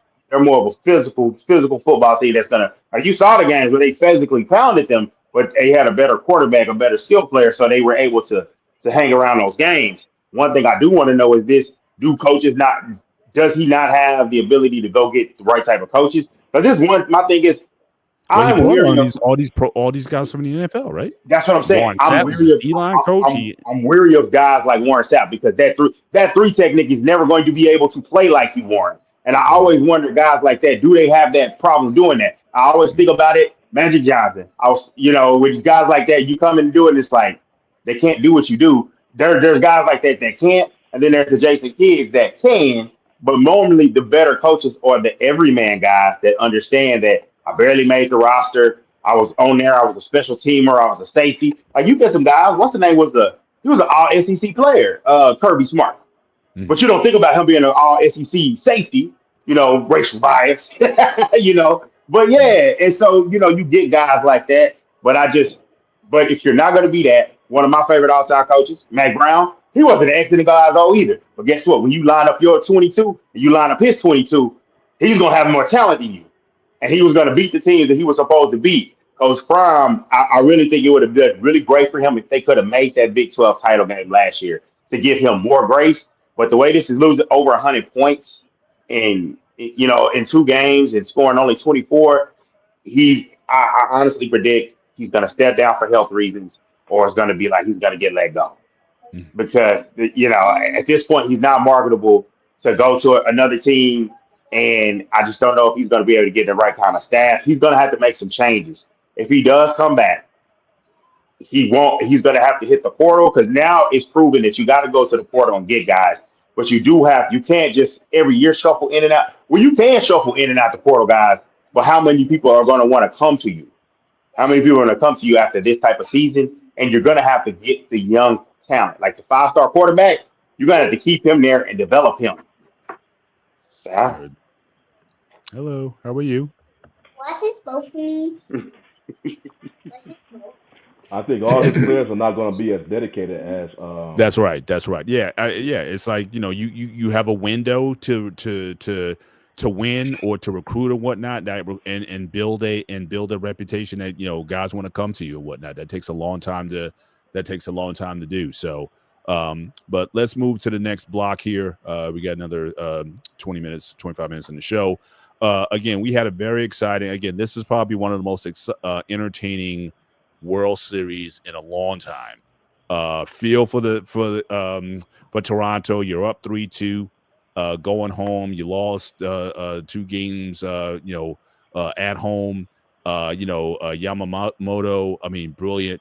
Certainly in the games, but I mean, so close to that. So I really felt for Toronto and losing that game. And it's only the 3rd game in World Series history that ended on a double play. You got to go back almost 100 years before you saw. I think one was in 1924, and I think another one was like maybe 3 or 4 years later. The last time a World Series ended on a double play. Toronto, I think they had a ton of times to score. Sometimes they would be over aggressive on the base pads and whatnot. And in a lot of respects, they were like the better team. But you got to give some love to Dave Roberts, who right now I think he's certainly punched his Hall of Fame ticket. 3 world championships, Cito Gaston. I think he might have been the only other black manager who had 2, the back-to-back with the Blue Jays and whatnot. But right now, we got to ask the question. This is their 3rd title in the 2020s. Is this a dynasty? Because I don't see anybody really beating this team next year. or at least, I mean, he said Toronto. I mean, you might have a rematch with Toronto next year, but I mean, the Dodgers with this guy, cool as ice, under pressure, the right moves at the right time, and just he got all the breaks, certainly in the game. And in fact, there's one thing I want to talk about as well on the next slide. But just your initial impressions on this World Series and your thoughts on the Dodgers and their prospects. Can we associate the D word with this Dodgers team, especially under this manager who's been at the helm? I mean, even with the Dodgers, they were predicted to be there before the start of the season. I even picked Toronto in 6. I think me and Shani had Toronto winning it, right? Mm-hmm. But the way they never got rattled throughout the whole, World Series, every time they were down. I'll just say this real quick in reference to how the game ended. Mookie Betts had just received, I think, the Golden Glove award like the day before. And he would be the one that's ironically gets a double play the way he did, So, yeah, salute to them, man. They had a well-balanced team. I think Toronto fought hard. It just wasn't their time, man. The Dodgers showed that they have the best team in baseball, again, for the second year in a row. So, yeah, gotcha. And then again, Cito Gaston again, the last one. He might be the only one. I'm trying to think who else. It was only Cito Gaston. Oh, Dusty Baker won. Dusty Baker won. Yeah, respect to Dusty Baker, because I know he had all those. He had all those close ones, and I think he finally got over the hump with one. But certainly, like I said, Roberts, he's got 3 now. And again, I'm not going to get any controversy in that. Well, he's half Asian, all that. I'm picking him, but in any event, Dante, your thoughts on this? Again, I was very entertained by that, and it was just like it was gutsy, but it's like Toronto just couldn't get the breaks. I'll say this for all, I know we say this a lot, for all my young brothers out there. Man, this series showed you how exciting and how great baseball at its greats could be. That game 6 where he caught it, and I was like, did he double him up? And I was like, oh, he made the mistake. He thought that was gonna go. He went too far, and he got doubled up. And I'm like, the instant it could end like that game 7 where you got the unheralded, was it Rojas that gets the home run? I'm like, man, we're waiting to get up. Otani's gonna get it. Yes, we're gonna see if Otani's gonna get an at bat. We're talking about Otani, and I heard what Monty Jones said. He said we're worried about Otani. Is he gonna get a chance? And then bam, homer. And I'm like, my mouth dropped, and I was like explaining to my wife, because I was like, you realize that's the worst hitter on the team. He's hitting the 9 hole. And I was just like, for him to do that, that's improbable. Like, that's history. Like, the way it just hits you so fast, you can see the crowd just sink. That wasn't I didn't want to go too high and say that's one like the best game 7s I ever seen in any sport. I got to hold away, but as of right now, that was great. I would say they definitely a dynasty with 3 and 6, and more importantly, the back-to-back helped the dynasty claim. So even if you have an off year and you come back, that's the one thing I didn't like about the Spurs, but you respect it because they were always there. Mm-hmm. But just there having one of my thing is, I don't hate the Dodgers outside of any Ranger. Mookie is my favorite baseball player, because for him to do what he did in Boston and then be an MVP and then come to the Dodgers and then be great on a big stage as well. It's just like you're going to be known as the guy that you got it done on the big stage. Glad he had the good game earlier in the series when he was in a slump. But it was fantastic baseball that I think they might win it again next year. And the thing is, the reason why I picked them in 5 because I thought the talent was too big. I was wrong on that. I didn't give enough credit to the Blue Jays. Mm-hmm. But I'll say this: they spent the money in the right places. A lot of people are saying they're ruining the sport, but look at how much other teams have spent, and they just spent it. And they found a trick with the extension of Otani's contract of deferring the money. They found a nice loophole there, and like what Snell and Glass now said, if you can't beat them, join them. They said, we tried this in 2020 and they lost, and I was just like, hey, fair point, but great for the game of baseball. Great ratings. Really loved it as a fan of the game. Yeah. And like I said, I really felt for the Blue Jays because, again, when we talk about, they say football is a game of inches. and this game was like a game of inches. I mean, the slide to get the to tie the game. I mean, it's like right there, and because the catcher's foot came up, but he had to like get it Yeah, back if he would have down. You slid talk with his about a hand, he fraction probably of a would have kept it second. on there. Right. Yeah. And then this play on the left. Now, look, I'm saying you need to change this rule. I mean, I know, shout out to Justin Dean. It was a smart move on his part. He exploited the rule book. I don't like this at all. I mean, he could clearly get that ball, but again, they called it. They called it with that rule. I mean, that's just. Well, It's a tough break. I mean, it's a freak thing because again, when is a ball even going to be in that situation? That's such a freakish I the think chance of that happening.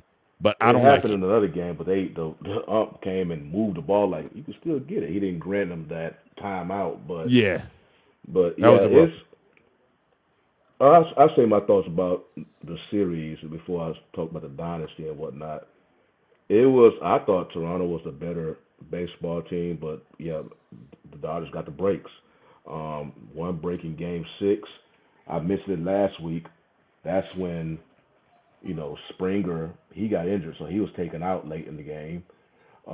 Then because the Blue Jays was trying to win the game via pinch runners, Bo Bichette was taken out for a pinch runner, and obviously when the game went 18 innings, all those almost played almost a whole second game after the original 9 innings. That's when right. They did. They didn't have Bichette. Well, I think Bichette was pinch run in the 12th inning. But majority of those late inning games, they really didn't have their best hitters. No. So they were just sitting there playing with their bench hitters. And then we go on to Game 7, and Dante brought up Rojas, which was actually a good pitch. It was a good pitch, but he was looking for that slider outside, and you could tell the way he reached. That was just a good hit by him. But they was 1 out away from winning that title, but he made a clutch home run. Yeah. Now to go to the dynasty stuff, I see what you're saying about the 3 titles because they got that title in 2020. Remember that was a 60 game season because of COVID. Mm-hmm. So a whole lot of 100 games was left off, but hey, they won a title. And then yes, I think they more of a dynasty. I don't want to say dynasty yet, but because people, I think it's just been entertained because they got these back-to-back titles. Remember, in between that 2020 title and now, Dodgers had some embarrassing postseason losses. Losing against TN. I think one of them they lost in the first round. I was still so they made it to the World Series, and then obviously they won these last 2. I'll still say my Astros from 2017 to 2022, they was kind of looked at as a dynasty because they was literally the gatekeeper of the AL. Like you knew you gonna have to see the Astros if you want to make it to the World Series. And generally the team that beat them in the ALCS went on and win the World Series. I saw Big Ruck mention that's probably one of the biggest upsets I think in MLB history when the Nationals beat the Astros in 2019. If you look at that Astros roster, it was stacked. I mean, I think they was producing more than these Dodgers right now. They had a bigger payroll than the Dodgers, but they were stacked. And somehow the Nationals end up winning in 7. But with the Astros, they went to 8 straight ALCSs, 4 World Series in those. They went to back-to-back World Series, but they lost one in 21 versus the Braves, and then came back. And basically, I put it like this. The Astros could have had 5 straight World Series games. They lost in 2020 in Game 7 to the Rays, and that shortened season. They made the World Series in 21, lost against the Braves, won the World Series in 22. I forgot they went to the World Series in 19, won the World Series in 22, lost in 23 to the Rangers in a Game 7. They was 1 win away from there. So that was potentially 5 straight World Series appearances the Astros could have had. I know Everybody got their opinions on 2017 because of the scandal, but that's 2017. That don't have nothing to do with the other seasons I just mentioned. So that's why I was like, okay, the Dodgers are potentially a dynasty only because they back-to-back champions. The Astros went to back-to-back World Series, but they lost the first one. Like I mentioned, they came one game away from literally went to 5 straight World Series appearances. So that I would say was a dynasty, but I guess you're just looking at it for as a dynasty over a tenure, because even that same span of time for the Dodgers, they had some embarrassing postseason exits. So I was like, and the Astros, like I mentioned, they at least, if you're gonna beat them, you have to beat them in Game 7 of ALCS. They went that far. So you looking at one dynasty, potential dynasty, because they back-to-back titles, and then I'm throwing out another example because the tenure of how they went, literally coming 3 times from making it 5 straight World Series appearances. So that's what I'm saying. But the Dodgers been dynasty. If they win one more, obviously. But watching my Astros, I'm like, that was to me more of a dynasty because it was longer. And even when you look at the same time span on a higher payroll with the Dodgers, they had some embarrassing postseason exits in that same time span. So I guess it depends on which way you shine the light on it. Maybe if you just look at the titles, Dodgers is dynasty. I'm looking at the tenure. I'll say the Astros were a dynasty. Obviously, that window right now, the Astros is closed. But during that stretch, they was literally the gatekeeper in the AL. Gotcha. Moving on to the next point here. Again, great World Series, and we'll see if the Dodgers can do it again. Certainly in the world of baseball. So here's a guy running an article. So there's a special ballot. Both Roger Clemens and Barry Bonds, they can possibly be added to the Hall of Fame ballot. There's a special contemporary. It's called a contemporary ballot. You need 12 of 16 voters in order to get on it. But you are starting to have, certain writers, certain people basically saying that it's time to, these guys should be in the Hall of Fame. And I know you got a lot of old school writers and whatnot who will never vote for these guys to be in the Hall of Fame. But if they get on this ballot, again, 12, 16 have to approve it. Do you think that the winds of change are coming where they will finally get acceptance into the Hall of Fame class of 2026? What do you think the odds of that happening with these guys trying potentially getting on the Hall of Fame ballot this time? Coach? I think it's just probably be old legacy.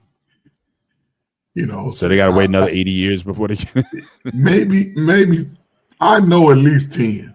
At least 10, with the, I guess, some of the players and managers and ownership, they're still alive, so they'll never forget this moment.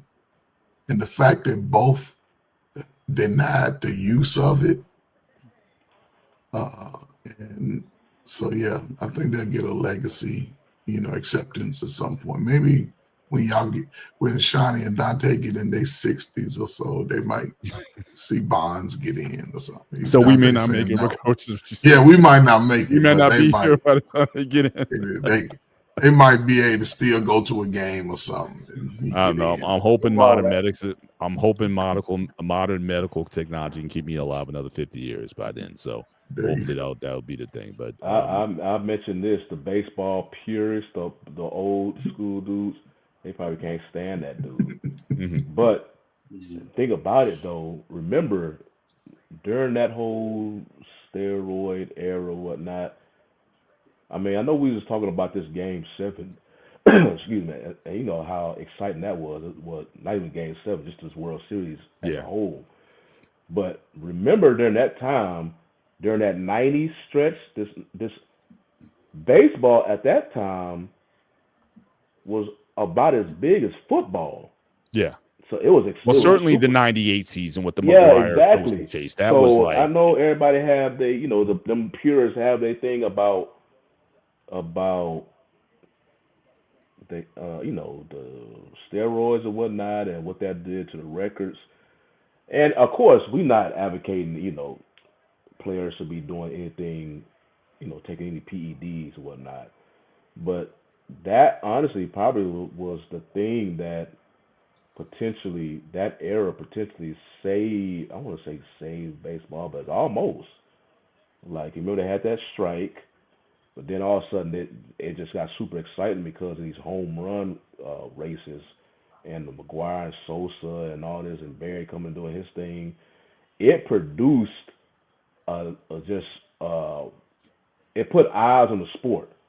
Now you can say about the steroid, but it definitely put the eyes on the sport. And the thing about it, MLB capitalized on it. Mm-hmm. They capitalized on it, and now MLB and those old school purists, they got this holier than thou, stance with it. So now a lot of the players who have legit Hall of Fame talent, but if they played during that era, a lot of them are on the outside looking in. And only one, he was just a home run hitter, but he recently got in, and he was from that same era. I forgot his name. Oh, Tomei or? Well, no, it wasn't Tomei. What's the name was tied to it, and he got in, but I think he got in off the personality. Ortiz, yes. Ortiz got in, and he was heavily tied to it. I want to say the Big Hurt always Frank Thomas, he always denied it, and he even spoke out against it. I know it's me being the DFW, it's kind of a bad thing to bring this up, but what Pudge was tied to it. He was linked, but it was nothing that could really stick. So there were guys that were in there that I wouldn't surprise me one day if an expose comes out and it puts it out there and it puts egg on their face. But I mean, I'm with you, Shotty. I want to say the strike was 94, right? Yeah, the strike's 94. So me as a kid, strike is 94. That was rolling in that at the time, and that was the thing. Obviously, DFW Cowboys won in 95. I picked back up. The Rangers had never. I didn't even realize it when I was younger. They had never made the playoffs until that late '90s stretch when they made it. So I saw some of the best baseball in their history coincided with the home run chase, where ESPN it was 24/7, but you didn't always have the access. So it was like, oh, ESPN, who had a home run today? WGN had the Cubs games. So the homework chase and the juicing brought me into the space, and I love the home run ball. I love the power hitter. So that brought me in. So it always will make me say they should put them in. I'm kind of like the guys like the Darren Woodses of the world. They probably won't, but whenever they do, just wake me up because it's not right. We understand it. You could have a wing, or you could talk about the guys in the allegation. It's a part of the history of the game. You didn't turn down the money. You didn't turn down the eyeballs. I remember the commercials, but not per se commercials, but everything was about the long ball. I think it was the Maddox, the Braves pitchers had a commercial for it. And chicks dig the long ball, like all this stuff, and you're not going to put these guys in. And, you know how great Barry was before he, alleged that he took it. Then the fact is you had it, you had the Mitchell report. Once you had all those things, it was time to get the curmudgeons out of there and, be like, hey, these guys do need to be in. They do need to be deserved and honored. It's just that so much came out. I think they're going to make them wait until their later years or they pass away, which is really unfortunate. I think it'll be the latter. Right. Last block of the night, speaking just kind of to dovetail this a little bit. So I know we had this week, we had the passing of Victor Conti, who with his Balco company was very much a part of that era in time. You see the athletes that he represented. So Barry Bonds, he's the one who they developed that clear substance. Jason Giambi, Gary Sheffield, in track and field, we all know about Marion Jones. Again, I think she was a two-time gold medalist at I think it was the 2000 or 2004 Olympic Games, and she was sort of disgraced from it. Tim Montgomery, Dwayne Chambers, Kelly White, and then in the NFL, Bill Romanowski, Dana Stubblefield, several guys that even in boxing, I Ward, Devin Haney, Anito Donaire, Terrence Crawford, even in Clarissa Shields. So again, this guy's certainly been on the scene for a while, and I just kind of wanted to, certainly in this kind of closing of the show, your thoughts on his quote-unquote legacy. What do you think he's done to the sports scene again. And I'm not trying to isolate him as the only guy. He might have been a bit more brazen with his, or more, because his thing is basically saying, look, everybody's doing this thing. I'm just trying to, sort of legitimize it a little bit more. But he was certainly the poster child when all that was going on, when they had those congressional hearings going on, and all those baseball players going before Congress. His name was circulated as basically public enemy number one when it came to doping and that whole fight. So, some people may look at him as sort of like a renegade type of person who basically, gave basically exposed what's really going on in the world of sports. But some people think the guy's a pariah. So your thoughts on Victor Conti, who died, I think, on the just earlier this week, and at age 75. Your thoughts on his impact? I'm going to say legacy, but his impact on the sports world as we know it today. And I know that's a probably loaded question, but Coach, if you want to take that on, or you want me to start, so let's come back to you. But your thoughts on Conti? I mean, not too much, man. Listen, man, this is what happens, man.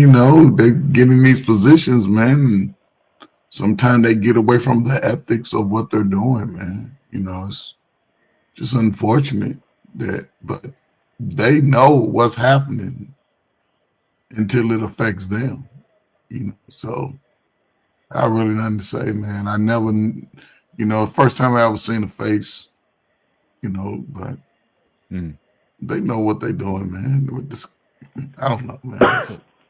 I just don't get into that type of sportsmanship. I rather, Right. I like to see. I'm saying, but we felt its impact though. So, what your thoughts on? I'm not, what do you think his? You want to call it a stain on sports? I mean, so I'm just saying, like, what is his good or bad? It's like the steroids, right? It's like that. The same thing to me, He's put a stain on the accomplishments of what happened, and it's just unfortunate, man. So I don't really have too much to say. That when people do that, man, it's just unfortunate that you got people that work hard and try to do it the right way, and there's people that cheat. I don't like the cheating part of it. So I want to highlight this point from Anton. One thing everyone forgets about the 1998 season: they didn't have drug testing policy until 2003. So even for those guys who are part of that era, can you, the ethics of keeping them out when you say they didn't violate a policy? Mark McGuire, they found that androstenedione, stuff, but I don't know if it was illegal at the time. And a lot of those guys got caught later. Seemed like some of that punishment was kind of retroactive to an extent. So that being said, again, how would you, and again, I'm asking kind of a difficult question, but again, his impact on baseball, all the sports for the most part, but certainly in the baseball, at that point that Antoine just raised, you didn't have a policy back then. So, did these guys cheat per se? Or was Conti just like that baseball rule where the ball got stuck in the corner, he put his hands up, he just said, look, y'all ain't testing, y'all ain't doing so. He just did his thing. Basically, it's basically my previous comments basically applies to Conti when it comes to the MLB and whatnot, because MLB, they capitalized on it, but it's a stain on the organization. But I mean, like I said, they capitalized on it. It was a black eye, but they paraded it. So now, when it comes to other sports, I believe he's also connected. I just hate that he definitely taken advantage, but you can't really just put the blame strictly on him, because it's the athletes who also agreed to take this stuff, and Some of them just want to succeed at all costs or whatever. And I believe he's also connected to Lance Armstrong, Mhm. who you already know his whole story. I mean, if y'all haven't seen the 30 for 30, it was hella good, really. On Lance Armstrong, I advise you to watch that one. But just all of that and just Conte's hands in multiple uh, sports and whatnot with this whole doping thing.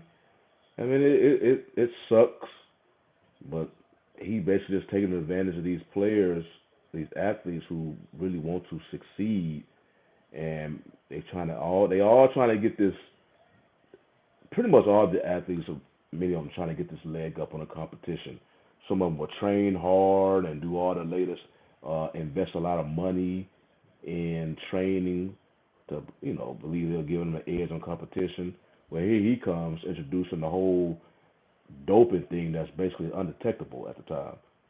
So they say, oh, okay. I mean, normally I might not do this, but if it's going to give me an edge and they don't know, I'm going to go ahead and slide in there and put me on the list.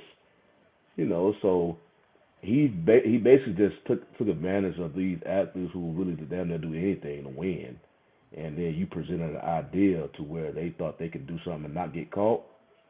I mean, it definitely. I think I remember when it came out, cause when the whole scandal came out, because it's almost like they just, them old cartoons where they have this scroll, they open it up and it just falls on the floor. Mhm. All these. That's kind of what it reminded me of when this happened, when it all came out. The names on this list, it just kept going out. Yeah. Now everybody involved was his Balco.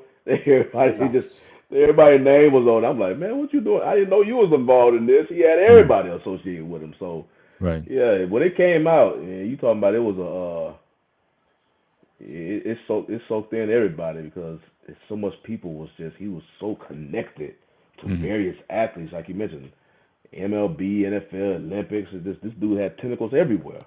Mhm. But yeah, it's definitely. But that Lance Armstrong, yeah, I see Anthony talking about the for retaining his legacy. Yeah, that's definitely like a highlighted like scandal when it comes to sports, because that whole thing was just shady with involving him.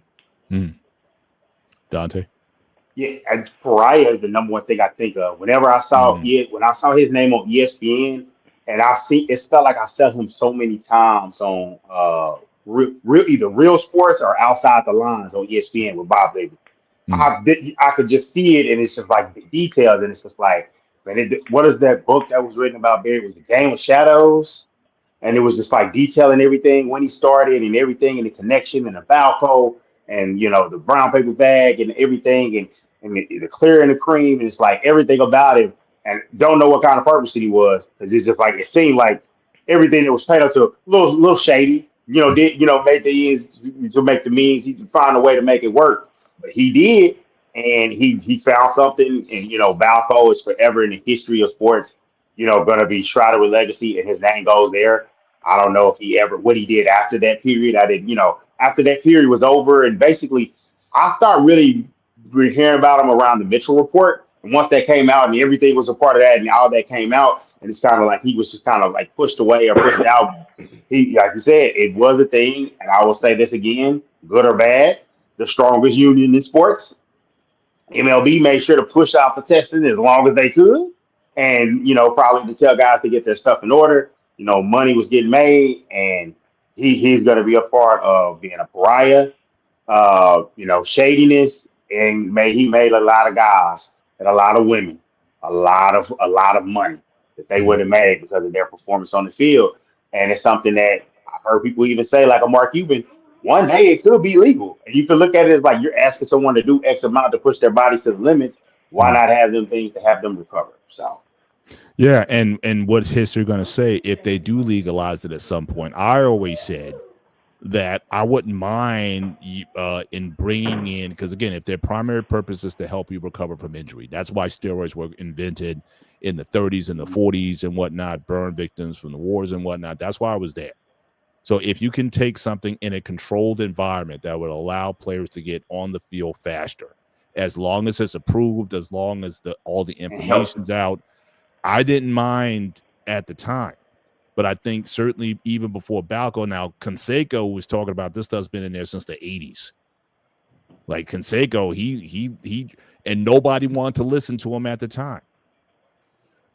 And yet, but he was a prior, and then Conti, he did his thing, and there's others that are out there that are doing it.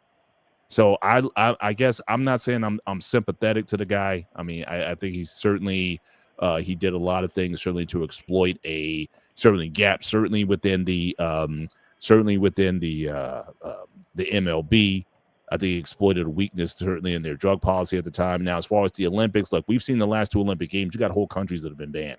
Russia's been banned from the Olympics, right? Because of their because of the doping stuff. So this isn't, I don't think he's the originator of it. He's just, I think, the most public about it.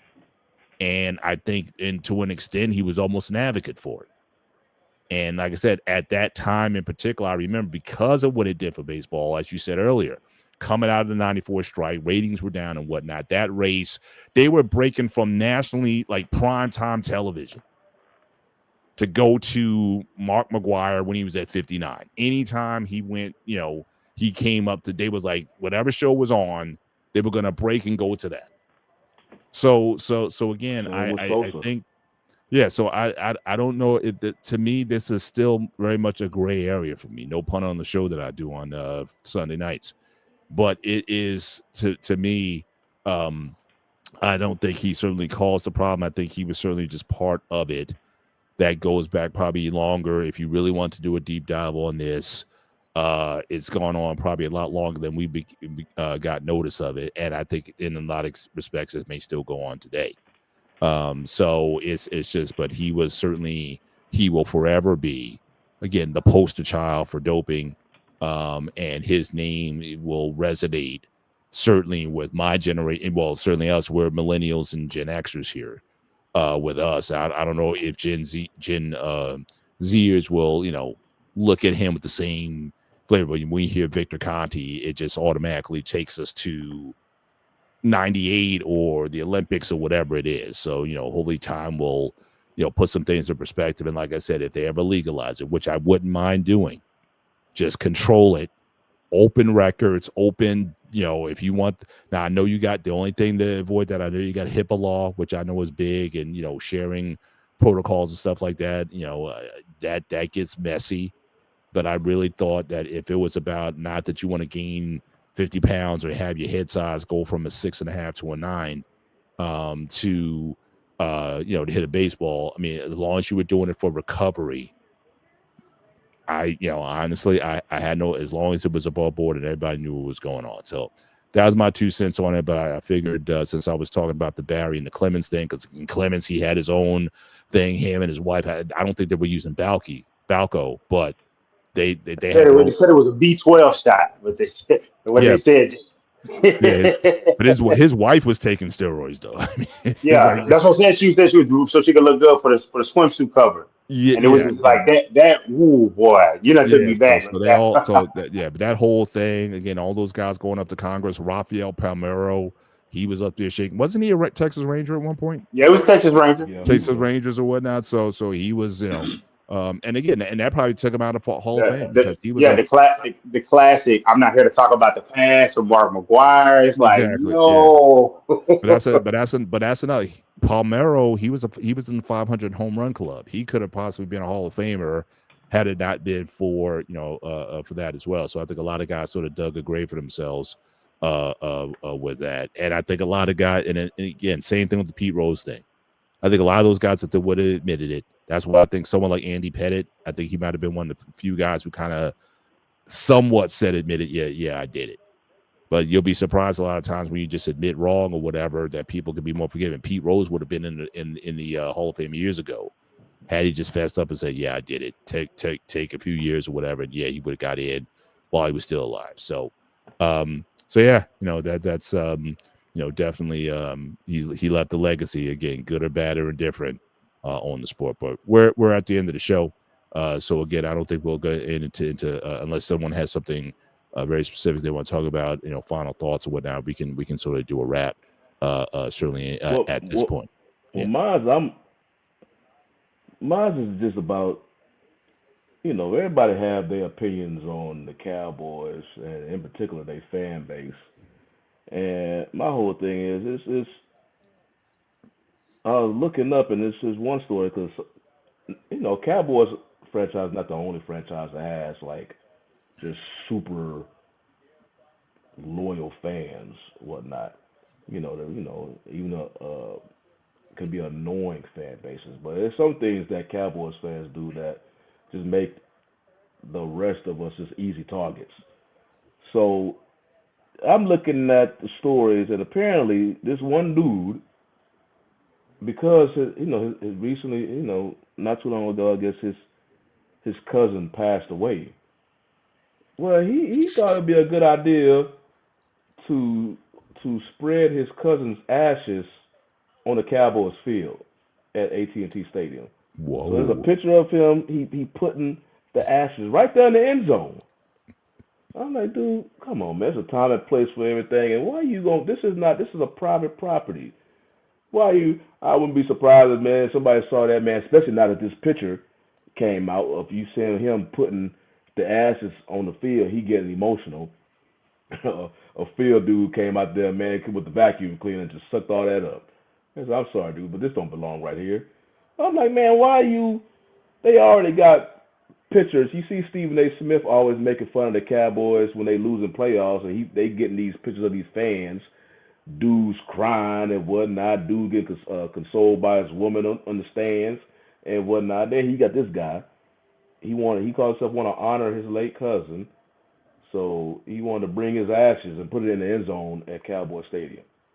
I don't know why you. This is why they be picking on the Cowboy fan base, because we do stuff like this. They just so it's just so they do too much. If I was a dude working, if I was one of the field hands at Cowboy Stadium, because I know now it's there. I know now because I see it's floating around the internet.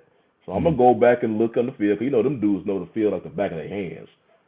Even if it's turf, they still know.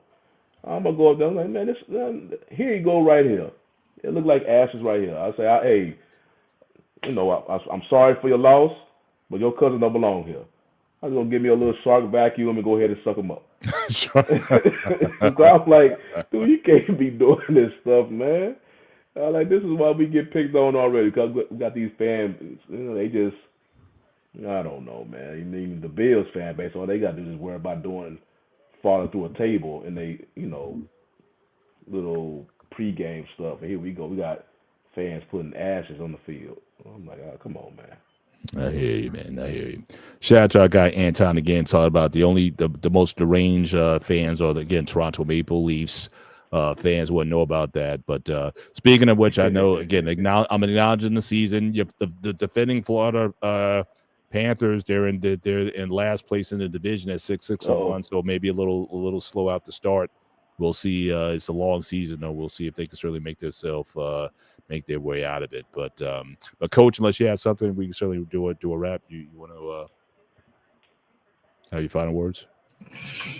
No, man. Listen, man. I got my final parent meeting before the season starts tomorrow. Darn out all these little nasty behaviors. Cuts. Who's getting cut? Well, we cut. I'm just working with the players on the team now. I just was, narrowing down some players that are no longer on the team. But listen, first game is next Wednesday, so I may or may not be here. We do have a home game. First game starts at 5. Only one of my teams are playing on that day, so we'll see how they work out. But, man, good show, good topics, man. I'm glad we didn't cry about the Cowboys, even though, Cowboys always get some love, man. But, salute to y'all, man. Good show, man. All right. Well, again, we appreciate you guys coming in tonight. Make sure you hit the like button, certainly, as you leave the show. And, again, until next week, enjoy the rest of the week. Enjoy the Thursday night game tomorrow night. And, until we see each other again next week, you guys take care. God bless. And we will see you next time. Good night.